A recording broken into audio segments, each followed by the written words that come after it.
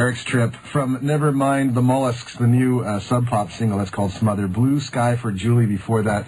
Eric's Trip are with me tonight in studio. Hi. Hi. Let me tell everyone who you are, okay? Mark Cadet. Hi. How you doing? Fine.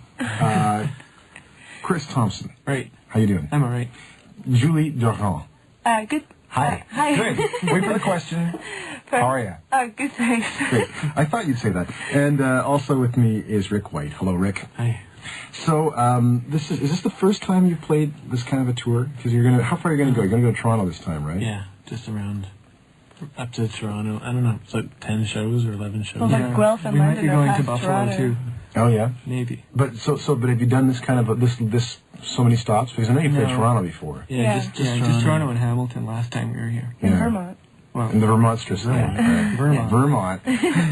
What is it? What is it now? What's it like for you when you're going to towns where maybe people don't necessarily know what's going on, right? kind of like maybe the towns you're from. I mean, yeah. What's that? Is it different now because this is kind of the real thing of life on the road? Do you have enough experience so far of the tour to be able to tell? Well, we just played in Quebec. It's a little bit scary right now, but we'll probably get used to it after a while. Why is it scary? Just going to town and not knowing what we're doing at all. Yeah. Kind of just showing up at the clubs and setting up and not knowing if anyone's going to come, but everyone seemed to have heard of us anyway. They never heard us, but they've heard of us, so...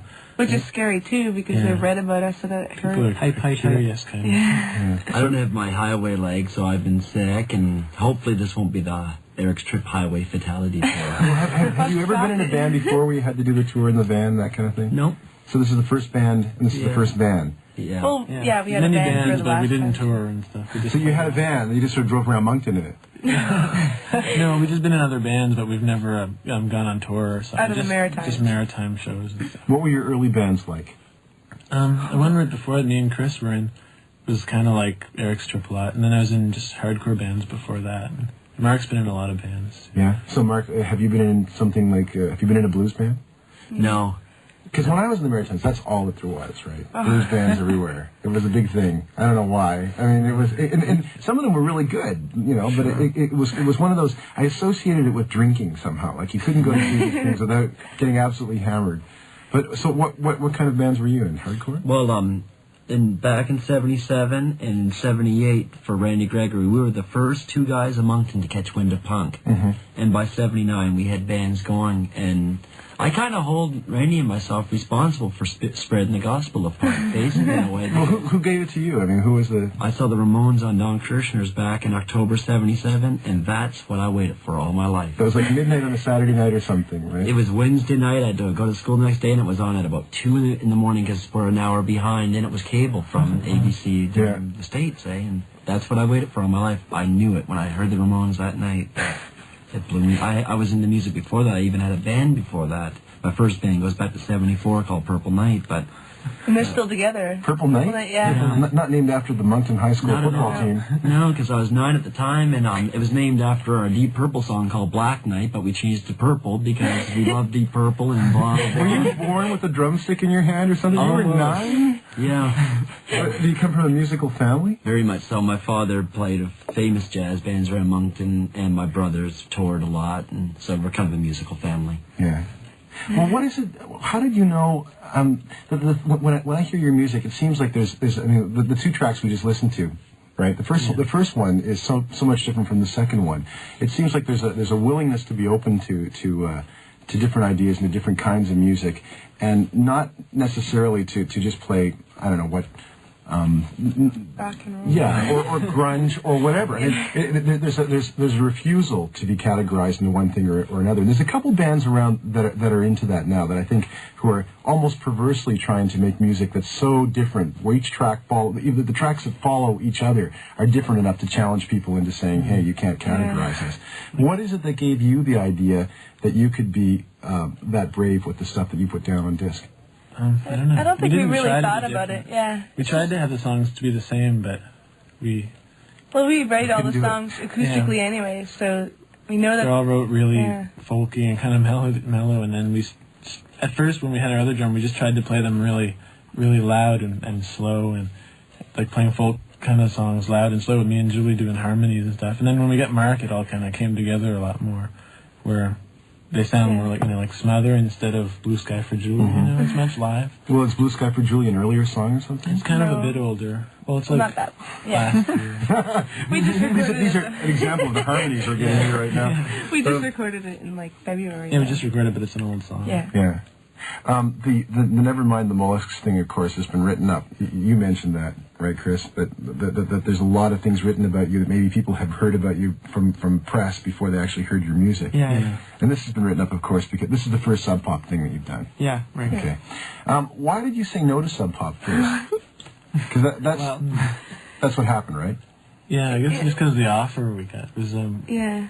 it was It was an okay offer, but we just thought we would be better off on our own. staying independent. Like compared to the offer, we thought, well, it'd be funner to just stay the way we were almost. And That's what we had no intention really of. Like, we had thought of maybe like looking for a label, and then when we really talked about it, we decided not to, and then that came up after. And then they came back to us, and it was starting to look better, so we went with it. It was like we wanted, Sub Pop was a good, if any label, it was a good one kind of for us, because they're letting us be really free and record in our basement and, do stuff There's no like that. restrictions really with them. Stuff like that. Yeah. Because when we played Vermont, we met Bruce and Jonathan of Sub Pop. They kind of asked why we passed on the deal at first, and I just said we're very scared. We saw these big words in the contract we had never seen before. We felt like we were going to be owned. And he said, okay, wait a minute. You guys are in the driver's seat, and something like that. So we asked all the questions about our own, paranoias and stuff like that. And they said, no, we're not going to own you and all this. And so then that kind of like made it more trapped out for us. That the fear factor went down, and we said, okay, I think it'll be a good home. Yeah. Meeting them helped a lot. Really? Yeah. You met them at Vermonstrous? Yeah. Okay. What was it how did they reassure you in person? That they weren't like sleazy lawyers in suits and that kind of thing? Yeah, exactly. It was weird. They seemed like they really, liked us. They kind of, when they talked to us, it didn't seem as much like there were these, shifty people. They kind of seemed like they actually might have liked us. It was weird because when we were Maybe they were playing, I really saw good. Jonathan in the audience, and he was kind of he wasn't too far back. He was like in the middle, and he was kind of not really dancing that much, but he was like kind of into it, and that was kind of weird. Did you know who he was? Or did you just I had pick met up? him like before. I had met him, but he forgot who I was, I think, because then I saw him the next day, and he looked at me and didn't really. But then he knew I was after. He just thought you were another crazed Screaming Trees fan or something. Yeah. You mentioned recording at home. Is that an important thing for you? Is it the fact that you can take control of things better, maybe from your basement? I mean, why a home recording thing? It's more comfortable. Yeah. More personal.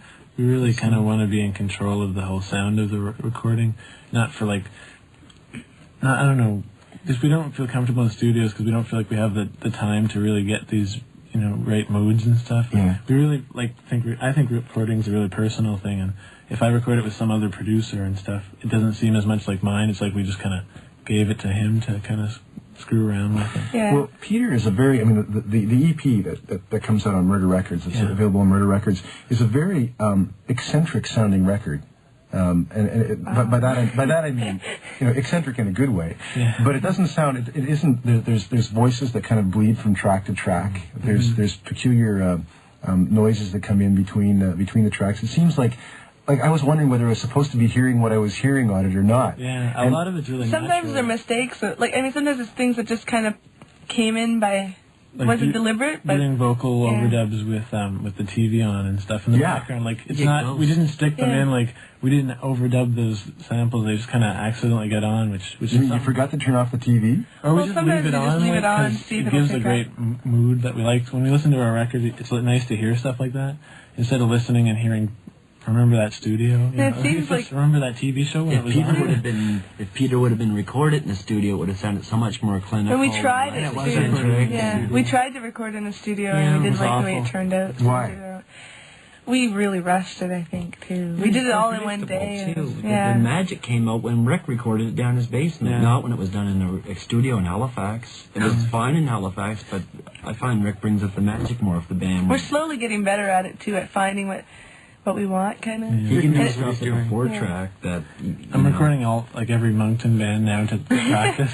So, To practice on them, to experiment on them, maybe. to record them, and it gives me more help when I go to record us. Every time I record a band, I know more. So And you don't find that. I mean, you actually think that the limitations of the 4-track are more challenging than doing something on 16-track where you can have like one fader for the tom, one fader for the left tom. Yeah, it's kind of like old recordings, like old Beatles recordings, which I really am into. Like even like on the Smother song, we didn't record that at my house, but we produced it like an old recording with the drums in one, and just because I thought it was the best we could do in a big studio. We didn't have our own little stuff. It almost sounds. We're trying to get an 8-track right now, but I think that's the most I'd ever want to go. What's your favorite part of Peter? What do you think is the strangest, most peculiar, and therefore most wonderful part of the new record, Peter? God. I like a lot of the. I like in the song Deeper, the acoustic song that Julie sings, the TV in it. I find I can't hear it unless I really don't think about it, and you notice there's a TV on in the room. That's the one with the violin? No. The one at the end. Deeper's like the last heard one. that. I didn't know there was a TV. Really, I mean, the record has enough going on in it that I thought if I asked you each this question, you'd come up with a different answer. Yeah. What about for you, Julie? I don't have a copy of it. I don't know. Okay, I'll lend you one of mine afterwards. Yeah. What about for you, Chris? I haven't heard it in so long, I don't really Yeah, remember. see, none of us. We got it done last October, and we've been waiting for it to come out. Forever. All right, well, we'll take a track from Peter now, and then we'll be back. This is called Tangles. Okay. Tonight are Chris, Rick, Julie, and Mark from Eric's Trip. So this song was actually released before on one of your cassettes, right? Yep, on our last cassette, home taped kind of cassette that we put out before our 7-inch single. Yeah. The fourth one. Our first one with Mark playing drums. We had another drummer before that. Now, I remember we talked to you once before when you were, I think you were in Halifax, right? I don't remember if I asked you whether, when you named yourselves Eric's Trip, if you thought you would ever be opening for Sonic Youth. We never thought We're worried about that. Yeah. But they seem to be, they didn't care, huh? Yeah, Lee Ronaldo it's his song, and he said it was totally fine with him. Yeah. That Yeah. was kind We almost changed the name of the band because of that. of we were like, What We were was your... thinking of some too, and then some bad ones. But yeah. we try to think Even about a the- new band name. They all even- sound stupid. Call yourself Cool Thing instead or something like that. But even our 7-inch that we put out when we sent it to get pressed, we didn't even put the name on it because we didn't know what name we were So gonna blank, take. so we had to write So we it had to on write the it on marker. every one. Oh. Do you look? I have to ask you this because it seems like every scene now in North America is being sold as a piece of geography. You know, like there's a San Diego scene now, there's a Minneapolis scene, there's a Chapel Hill scene, and in some ways the maritime scene is being sold more successfully as a kind of geographical scene than anything else. Because I've seen it written up in like Sassy, in Spin. It's been written up in a lot of national publications now, and. First of all, do you think it's going to stick? Do you think it can work? Can it continue to work? It It's doesn't a lot matter. bigger. It's not like a city scene. It's It's like weird, a great yeah. big area. Like Yeah. getting bigger. It's like 4 provinces. I think there's going to be a Canada scene or something. It's weird. It's really scary to think that they're even calling it that. Like, there's always been stuff going on there, like punk and stuff in Moncton. Yeah. So I don't know. It's a shame that. interest will still always have the Yeah. great bands happening. It's been going for 13 years now in Moncton. Yeah. It'd We're be a just shame lucky to that think. the Yeah. attention came. You know, Yeah. Yeah, there's as bored obvious as reasons. as bored Probably. as people are with Seattle, maybe now there's still a lot of probably good bands starting there. God. Yeah, but the problem, of course, is that a lot of bands go to Seattle thinking, Yeah. well, we want to be a Seattle band, right? I don't think people are anyone's going to trying come to to get out Moncton. now. You don't think people are going to come to Moncton? There is some band. I can't remember Going to the name. Halifax? Yeah, they're moving to Halifax because of all the Oh, hype really? going on. Yeah. Oh, jeez. That's I can't remember who they it'd are. be a shame to think that all the hype would come and then go, and then nothing would happen like that. Like, it'd be nice to just have people know that there is stuff going on there and that there always has been and that there will be. It's not too big. Like it Yeah, I'd seems like hate it's to a see little it get more out of calmed down. proportion. And it's a At least it's varied not- scene too. There's so many. Yeah, great there's lots of variety bands. variety. There's no real Everybody's set different. generalization to it. Maybe that's the good Except thing there's about always it. Yeah. great bands out of Moncton. The good thing is there's not one city and it's not one sound. Kind of, they're all kind of. We're originally known for like Celtic music in the Maritime. Oh yeah, like Yeah, tons so and tons of that. That and blues is really. When I used to hitchhike a lot in the Maritimes. Is there still hitchhiking going on there? Yeah, Not with us. Yeah, these guys are terrified. Would you pick somebody up if they were hitchhiking? If we knew them. I think would. not. They'd Well, be I don't scared know. they're gonna kill me or Rick's something. brother-in-law they picked up someone they half knew once, and he got stabbed by him. So, Somebody you half knew. Yeah, but that was like, probably they knew who he Yeah, was. that's Like, probably I don't know, but I mean, just when you hear things like that, I'd be too afraid to pick someone up. But yeah, it's hard to Riders say. in the storm. Yeah, if it was like, I don't know, Terra or something, whatever. If you're not playing a gig on Saturday night in Moncton, what do you do for fun? Go to the Go to mall. the mall. Which mall? Champlain Place. What happens at the mall? That doesn't happen at Well, the malls Oh, all it's a across North gathering. America. Like all the, It's the everyone largest- goes there. Largest one-level mall east of Montreal. The Yeah. largest one-level mall east of Montreal. Where's the largest two-level mall east of Montreal? Mi'kmaq Mall, I'd say. Oh, yeah, That's Halifax. Yeah. Dartmouth. And really, you can still hang out at the mall and have a good time? Yeah, and Mark works there, Except too. they took our favorite bench away because we Yep. always sat on it. They should put a plaque on that bench, for God's sake. It's the Eric's Trip bench. They said we were ruining the They don't tree or appreciate something. us. Yeah, I don't know. I was wondering, if 20 years from now, there'll be like the Eric's Trip reunion on the Ralph Ben Murgy show. You know, that tonight he'll be saying the original members of Eric's Trip will get back together and perform, the songs after their solo careers. But what is it that you're signed to obviously you're signed to a fairly high-powered independent label, and you talked about how you think that label will allow you to pursue the things that you want to pursue. Yeah. How far can you go with this? I mean, how big can it get? Doesn't really. I don't think we really want to get that big anyway. We'd like to be, be Yeah. more, I don't know. What do We I just do? want to just play. Well, I'd rather be popular on a smaller scale than popular on this big. Yeah. But Sloan, who are friends of yours, obviously, and who signed to Geffen and are doing very well. You can see what pressures or what it does to them to be doing what they're doing, going through what they're going through. Do you also see what's good about that? Is there anything about that that's attractive to you? Not really. No. Really? We just want the best of both worlds. We like to have our whole lives intact, Yeah. just being dumb kids hanging in Moncton.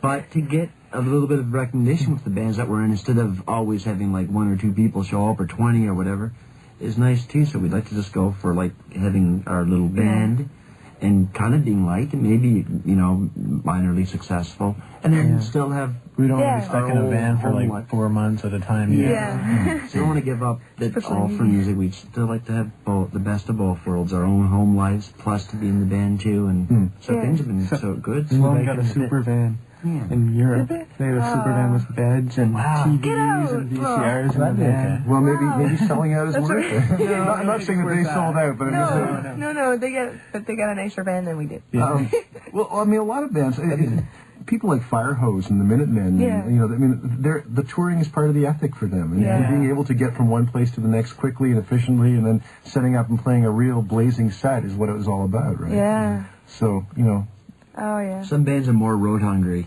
you're not road hungry. I'm Not yet. You're a homebody, huh? Yeah, I right. get homesick all the time. Yep. We've been gone for Every- 2 days and we're like, Yeah. Yeah, When Mark first came with us, he excited when wasn't we're even playing, planning on but- playing out of Moncton. When he first joined, he said he'd do. It was only supposed to be temporary, remember? And it was just he decided to do a couple of shows, and then our first show in Halifax or we just Fredericton. loved his drumming so much. We Yeah. kind of kept trying to kidnapped convince him. him. Yeah, we made them stay. and there's a magic to the band too that definitely kept me sticking around. I couldn't, usually every other band I had, I ran. It's the first time I've been in a band as just a drummer, but I don't know. There's something about Eric's Trip music. You're part of that music. What is the quietest song you play? Can you describe to me how quiet you let yourselves get? Because that's the dynamic is the thing that I pick out here. Like that you can be incredibly loud, and then at times it's very Live? The raw energy track is a good Yeah. representation of something Which quiet. we're not playing. Right? Paper off Peter. Yeah. Like lot when of we the- play Understand lot of live, the- that's really quiet. A lot of my solo stuff is really quiet, and I guess that's what you always need. That I guess when we're playing in a loud band. Yeah. But when do you do it live too? We do Understand live. We've done it, but that gets loud too.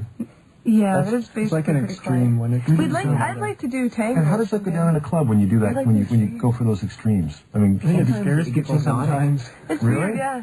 so they Some songs just start out so quiet, and then all of a sudden it just goes way too loud for them. Yeah. You're not expecting it, but I think it comes across pretty Yeah, well. we played in Halifax once, and Laura, one of our friends, our last 3 songs, she said she's just like she's in a trance. She said for the last 3 songs When of you our play quiet, set. it kind of gets, I thought that was kind of nice. I didn't. You hear all the drunk people, talking. You can actually hear them while you're playing because it gets so quiet. And But not always. That's what's weird. Sometimes they really pay attention. They're not always screaming rock and roll. Yeah. It's kind of nice. That's nice. We had people making feedback for us. Yeah, they were like making noise in the audience. Did you bring your violin on the road with you? No, but I'd like to try to do that song live. Yeah. We'll try it. Probably. Live. Yeah. I don't know if I can redo it. That was such a spontaneous thing. And once we played at the Dalla Green Room in Halifax, and there was a violin on stage. Yeah, and I said, we were tempted. We should we almost did Tangles Live. Somebody left them. That's an omen. No, yeah, well, it was for the other band. Oh, Yeah. okay. So, it was sort of. That went a poo. What's next? I mean, Nevermind the Mollusks is just coming out now. The Peter EP is available on Murder Records. Nevermind the Mollusks is the mollusks. That's hard to say. I know. Why did you say Nevermind the Clams or something? I don't know. We didn't. That's the Sub Pop. The Peter EP is on Murder Records. Do you have other stuff up your sleeve that we don't know about that we will soon? In April. There's a single coming out in like a month. Our first single on Sub Pop. Yeah. That's 4 songs. The end of the 4-track EP. Are you going to be able to drag Mark out on the road again after this tour is over? Yeah, we have Looks to. like we're it. going out, I guess, for a In the longer US? one. Yeah. No, Some in the U.S. I think yeah. we're touring with Pond. So. Pond and Six Finger Satellite, probably. That sounds like a great bill. Yeah, that'll be fun. I hope so, yeah. That's what it's supposed to be right And there'll now. be some rock and roll bonding going on. Yeah. Eric Stripp has been my guest tonight. Thank you. It's nice to meet you all. Thank Thanks you. a lot. Yeah.